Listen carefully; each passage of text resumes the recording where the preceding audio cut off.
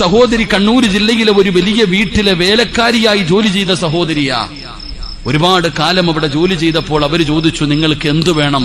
ആ പാവപ്പെട്ടവളായ സഹോദരി പറഞ്ഞു, എനിക്ക് മരിക്കുന്നതിന് മുമ്പൊന്ന് ഹജ്ജ് ചെയ്യണം. ആ വീട്ടുകാരാ സഹോദരിക്ക് ഹജ്ജിന് പോകാനുള്ള എല്ലാ സൗകര്യവും ഒരുക്കി കൊടുത്തു. ആ സഹോദരി പരിശുദ്ധമായ കഅബാലയത്തിൽ പോയി മദീനത്ത് ചെന്നിട്ട് അവസാനം ആ മദീനത്ത് കിടന്നു മരണപ്പെട്ടു. എന്റെ സഹോദരിമാരെ, ആ സഹോദരിയുടെ ടെൻഷൻ എന്തായിരുന്നു? റബ്ബേ, എനിക്ക് എന്റെ മയ്യത്ത് കുളിപ്പിക്കാൻ, എന്റെ മയ്യത്ത് പൊതിയാൻ, എന്റെ മയ്യത്ത് ചുമക്കാൻ, എന്റെ മയ്യത്ത് നിസ്കരിക്കാൻ, എന്റെ ഖബറിന്റെ ചാരത്ത് വന്ന് ദുആ ചെയ്യാൻ.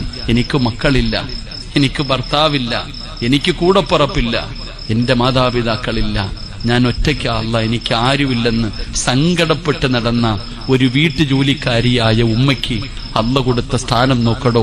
നബി തങ്ങളുടെ റൗള ഷരീഫിന്റെ സ്ഥാനത്ത് സുബഹി നമസ്കാരം